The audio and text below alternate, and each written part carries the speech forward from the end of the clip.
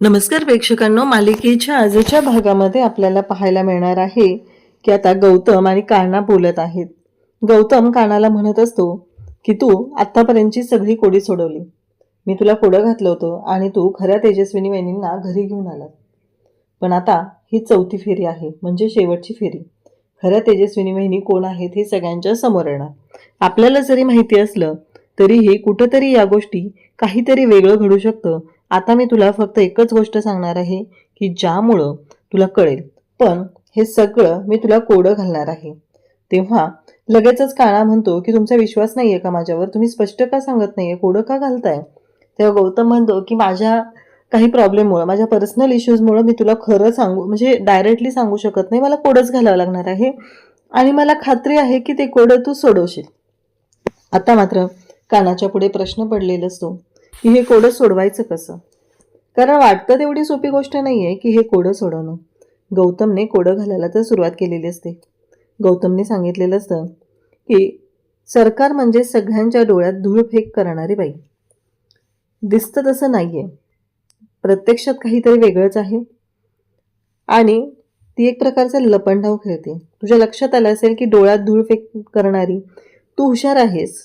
तू तिच्या डोळ्यात बघ, तुला कळेल. कान्हा म्हणतो पण मला काहीच कळलेलं नाहीये आणि आपल्याकडे वेळ खूप कमी आहे. गौतम म्हणतो की मला खात्री आहे मिळेल तुला या प्रश्नाचं उत्तर आणि होईल सगळं व्यवस्थित. काळजी करू नकोस. या प्रश्नाचं उत्तर तू शोधून काढशील आणि डोळ्यात धूळफेक करणाऱ्या या बाईला तू बरोबर उद्ध्वस्त करशील, असं इकडे सांगितलं जात असतं. तेव्हा मात्र इकडे कुल्फी, आता तिने जे स्केच काढलेलं आहे ते स्केच त्याला कलर द्यायचा असतो म्हणून ती कलर शोधत असते आणि तेवढ्यात तिला एक डब्बी भेटते. ती डब्बी म्हणजे सरकारच्या लेन्सची डब्बी आहे आणि ती डब्बी पाहून तिला कळतच नसतं की हे सगळं काय आहे. ती म्हणत असते की मी कानादादाला दाखवू का हे काय आहे ते, का सखी दीदीला दाखवू, हा विचार तिच्या डोक्यात सुरू झालेला असतो. आणि तेव्हा मात्र इकडे ती तशीच डब्बी घेते आणि घरभर फिरत असते. सखीने रूममध्ये आता चौथी फेरी असं लिहिलेलं असतं आणि ती विचार करत असते नक्की काय करू, म्हणजे चौथ्या फेरीमध्ये काय ठेवू म्हणजे कळेल, ह्या सगळ्या गोष्टी काय आहेत, या सगळ्याचा अर्थ काय आहे, एवढंच तिच्या डोक्यात चालू असतं. आणि या चौथ्या फेरीचा अर्थ काय आहे या गोष्टीचा शोध तिला घ्यायचा असतो आणि म्हणून तिने विचार करत असते. तेवढ्यातच कान्हा तिथे येतो आणि कान्हा आल्यानंतर सखी म्हणत असते की नाही मला तुझ्याशी बोलायचंच नाही आहे. कान्हा म्हणतो काय झालं नक्की, म्हणजे सखी मॅडम रुसलेले आहेत पण तुमच्या आवडीचं 1/2 मंचाव सूप आणलेलं आहे. सखी म्हणते अरे वा, आता नाही आहे माझा राग तुझ्यावरती. आता मी नाही रागवले तुझ्यावरती, कारण मी तुझ्यावर जर रागावत बसले, रुसून बसले तर ते मंचाव सूप आहे ना, त्याचा काहीच उपयोग होणार नाही आहे. त्यामुळं मी तुझ्यावरचा राग सोडून दिला आहे. मग कान्हा आता सखीला सूप देतो आणि स्वतःलाही घेतो आणि तो पित असतो. तेवढ्यातच सखी म्हणते की झालं, आताही चटका बसेल की नाही त्या दिवशी सारखा तुला, तेवढी घाई नको करत जाऊ. आणि मग त्याने चमच्यामध्ये जे सूप घेतलेलं आहे त्याच्यावरती ती फुंकर मारते, पण त्यावेळेस म्हणते की याच्यामध्ये ड्राय नूडल्स असतात. तर कानाने त्याही आणलेले असतात. खिशातून ते ड्राय नूडल्सचं पॅकेट काढतो आणि त्याही त्या सूपमध्ये सगळीकडे टाकतो. सखी आता स्वतःच्या हाताने पहिला घास कानाला भरवते आणि त्याला सांगू लागते की हे घे. आणि कान्हासुद्धा ते सूप घेत असतो आणि दोघंही आता ते सूपचा एन्जॉय करत आहेत. तेव्हा कान्हा म्हणतो की चौथी फेरी, पण नक्की या चौथ्या फेरीमध्ये काय ठरलंय? सखी म्हणते मला कळतच नाहीये की या चौथ्या फेरीमध्ये काय करायचं आणि कसं करायचं आहे ते, कारण या सगळ्या गोष्टी थोड्या विचित्र पद्धतीने चाललेल्या आहेत हे लक्षात आलेलं असतं. आणि तेव्हा मात्र कान्हा म्हणत असतो की हां बघूया, असं काहीतरी झालं पाहिजे की या सरकारचा लपंडाव जो आहे तो थांबला पाहिजे.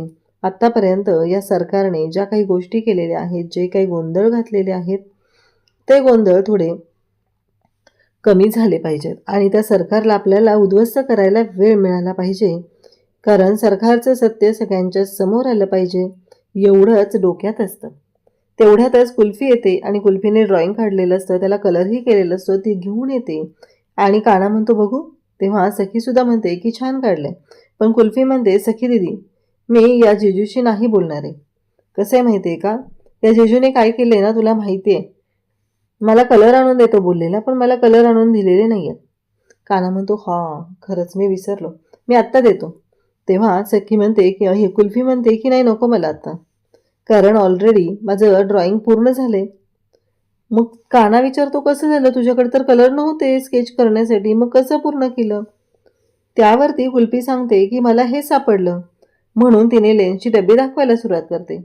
इकडे ते मनस्विनी मात्र विचार करत असते, आवरून आलेली असते आणि तिच्या नेहमीच्या जागी तिचं साहित्य का नाहीये, तिला प्रश्न पडलेला असतो आणि ती लेन्सची डब्बी शोधाशोध करत असते. पण तिला काही केल्या ती लेन्सची डब्बी काही केल्या सापडत नसते. ती म्हणत असते की नाही कुठं गेली असेल. तेवढ्यातच कुल्फीने ते ड्रॉइंग आणि तिच्या हातात असलेली ती डब्बी हे सगळं कानाला दाखवलेलं असतं. आणि इकडे सरकार मात्र आता विचारात पडलेली आहे की काय झालं असणार आहे, कुठं असेल ती डब्बी, कशा पद्धतीने गोष्टी झालेल्या आहेत, हे सगळं आता विचार केलेला असतो. आणि कुल्फी मात्र आता ती डब्बी कानाला दाखवते. काना म्हणतो, ही तर लेन्सची डब्बी आहे, तुला कुठे मिळाली. तेव्हा सखी सांगते की हो, इथे खालीच होती ती, मी काही केलेलं नाही आहे त्या डब्बीला, असं ती सांगते. तेव्हा मात्र इकडे आपल्याला पाहायला मिळतं की आता तेजस्विनी उठत असते सकाळी, सूर्य डोक्यावर आलेला असतो आणि ती म्हणत असते की आज शेवटचा दिवस, आज सगळ्या गोष्टी क्लिअर होणार आहेत. प्रभू, आज रामनवमीचा दिवस आहे, नक्कीच काहीतरी चांगलं घडेल, असा विचार तिच्या डोक्यात सुरू झालेला असतो. तेव्हा मात्र काना इकडे सकाळ सकाळ निघालेला आहे तो त्याच्या कामासाठी. तो किरणला भेटतो आणि त्यानंतर त्याच्या कामाची सुरुवात करत असतो. अगदी त्या पद्धतीनेच तो निघालेला असतो आणि मग मात्र किरण भेटतो. किरणशी तो बोलत असतो. तो म्हणत असतो की आज शेवटचा राऊंड आहे आणि सखी मॅडम काय प्रश्न विचारणार आहेत त्याबद्दल मला एवढं माहिती नाही आहे, पण आजचा राऊंड हा खऱ्या तेजस्विनीने जिंकावा ही माझी इच्छा आहे, असं तो सांगत असतो. तेव्हा किरण म्हणतो की बरोबर आहे, पण काय. तेव्हा तो म्हणतो की मला एका कोड्याचं उत्तरच मिळत नाही आहे की काय करू. नाही, मला समजत नाही आहे की काय केलं पाहिजे, कारण महाधूर्त महाचालक बाई आहे सरकार आणि तिला या सगळ्यातून जर आपल्याला रंगेहात पकडायचं असेल तर ही गोष्ट वाटते तेवढी सोपी नाही आहे, हे लक्षात आलेलं असतं. आणि तेव्हा मात्र आता काना आणि त्याचबरोबर किरण तिथं असतात. किरण थोडासा बाजूला जातो, काना पाहतो. एक आंधळा माणूस आलेला असतो आणि तो कानाला पैसे मागतो. त्या क्षणी आता कानाने पैसे दिलेले असतात त्या आंधळ्या माणसाला.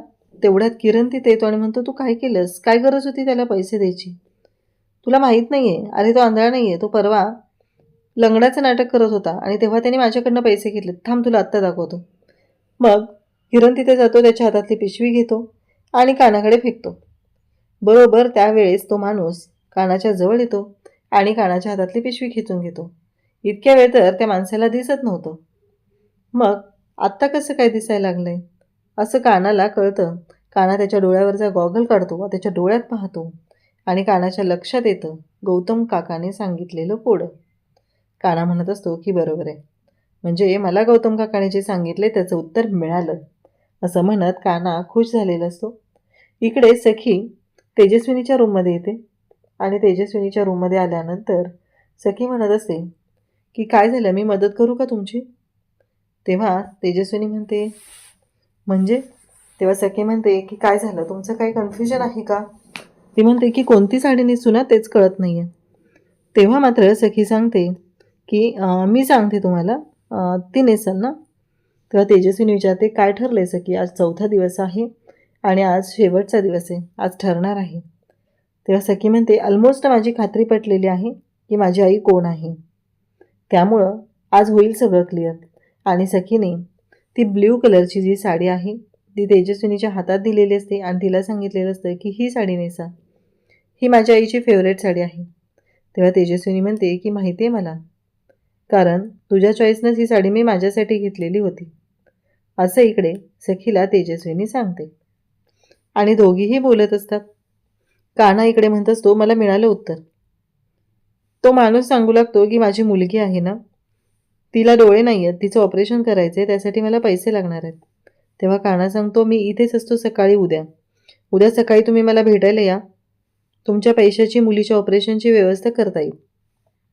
तो म्हणतो खूप उपकार झाले. काना म्हणतो पण असं कोणाला फसवू नका, लोकांच्या डोळ्यात धूळफेक करू नका. तेव्हा मात्र तो माणूस म्हणतो की नाही नाही, अजिबात नाही करणार आहे, आता असं काही चुकीचं मी वागणार नाही, असं तो माणूस सांगतो आणि तो निघून जातो. तेव्हा कानाने त्याच्या मुलीच्या औषध पाण्याचा, ऑपरेशनचा खर्च उचललेला असतो आणि त्याला शब्दसुद्धा दिलेला असतो. तेव्हा मात्र कानाच्या डोक्यात डोळ्यात येतं की हे सगळं काय आहे, म्हणजे आपण इतक्या वेळ जे म्हणत होतो. आणि तेवढ्यातच तो माणूस त्याचा गॉगल तिथे विसरून गेला. काना त्याला हाक मारत असतो, पण त्या माणसानं काही गॉगल नेलेला नसतो. इकडे आपल्याला पाहायला मिळतं की सखीच्या रूममध्ये मनस्विनी येते. कारण सखीला माहीतच नसतं की नक्की कोण येणार आहे आणि काय होणार आहे. ती येते आणि ती म्हणू लागते की अगं सखी बघ कशी दिसते मी. सखीला कळतच नाही आहे. सखी म्हणते हां छान, आणि तिच्याशी बोलते. हा नजर लागायला नको म्हणून काजळाची टीक लावणार असते. आणि नेमकं त्याच वेळेस तिथे खरी तेजस्विनी येते. ती म्हणते की सखीला आता प्रश्न पडलाय की ह्या दोघीजणी इथं आलेल्या आहेत. काय अर्थ आहे या सगळ्याचा, आणि हे सगळं काय आहे नक्की, हा विचार सखीच्या डोक्यात येऊ लागला. सखीला कळतच नाहीये की काय करू आता, आणि ह्या गोष्टी अशा कशा झालेल्या आहेत. एवढाच विचार सखी करते. दोघीही एकसारख्या दिसत आहेत, एकसारख्या बोलत आहेत, एकसारख्या वागतायत. आता या सगळ्यातून कसं शोधणार आहे मी की खरी तेजस्विनी कोण आहे.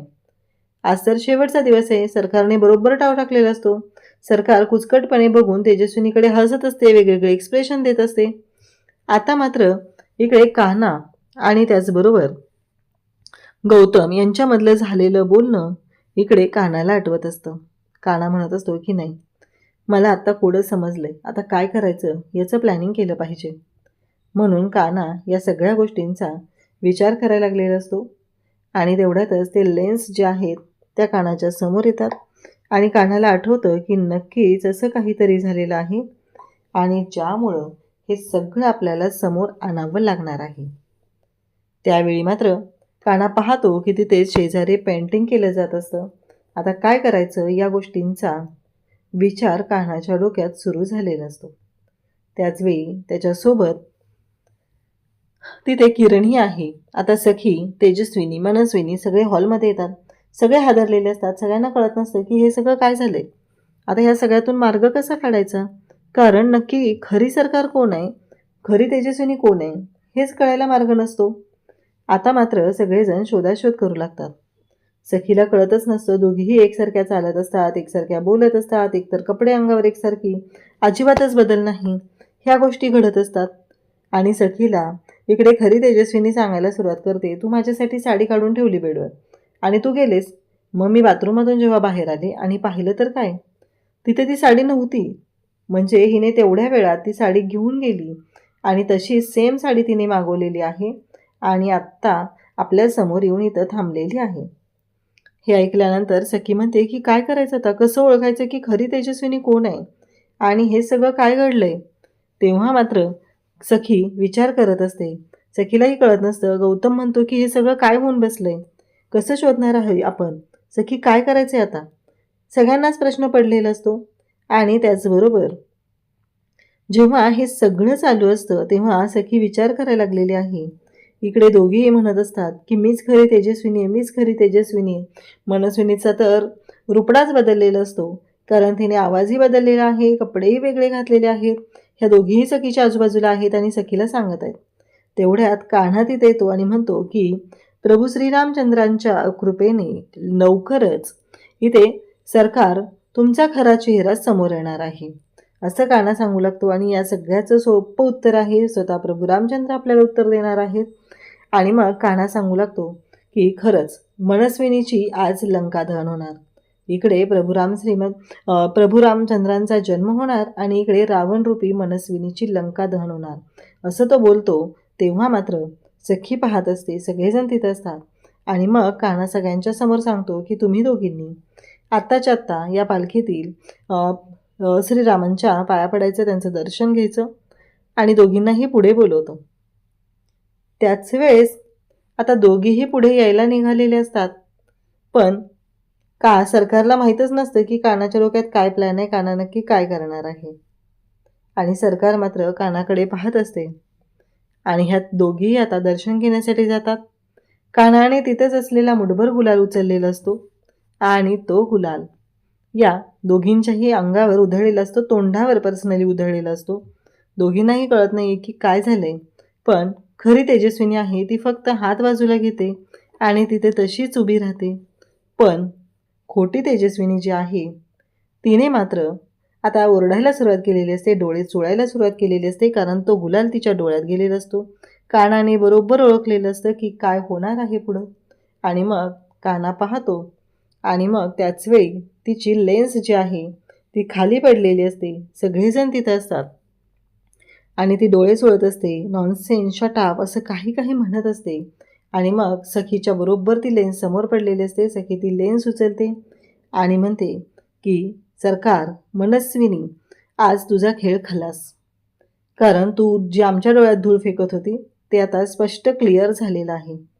त्यामुळं तुझा खेळ खलास आहे एवढं लक्षात ठेव, असं म्हणत तिने आता चांगलंच धमकावलेलं असतं. आणि आता सरकारची कशी वाट लागणार, नक्की कान्हा आणि सखी काय निर्णय घेणार आहेत हे आपल्याला पुढे पाहायला मिळणार आहे. अशाच अपडेटसाठी चॅनलशी कनेक्ट राहा. थँक्यू.